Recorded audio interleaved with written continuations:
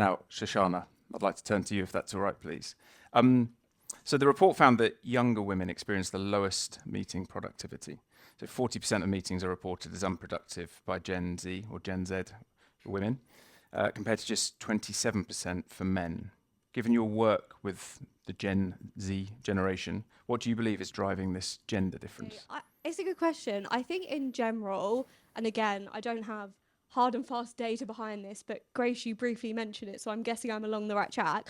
I think in general, men tend to be more confident than women, and I think especially for women, that's probably more than likely the case, especially if you're early on in your career. If you're someone that's just starting out, you probably are less likely to be as confident, right? So I think that's potentially a factor.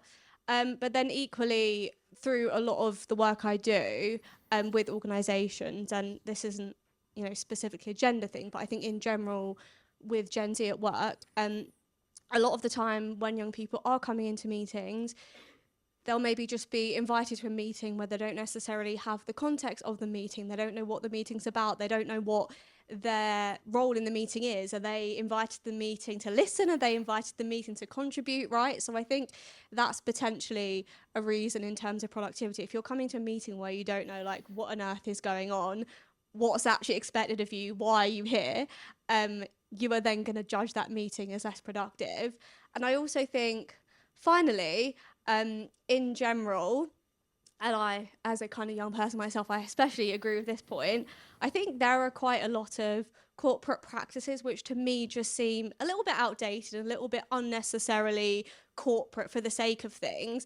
And I've been in plenty of meetings where maybe other people have come away and they've found the meeting really productive, but to me, I've just been falling asleep and I've just found it a bit silly. So I think in general, different generations probably have different definitions of productivity, and equally, as someone that I do spend a lot of time online, but I'm also equally picky with my time and my in-person interactions need to be quite meaningful.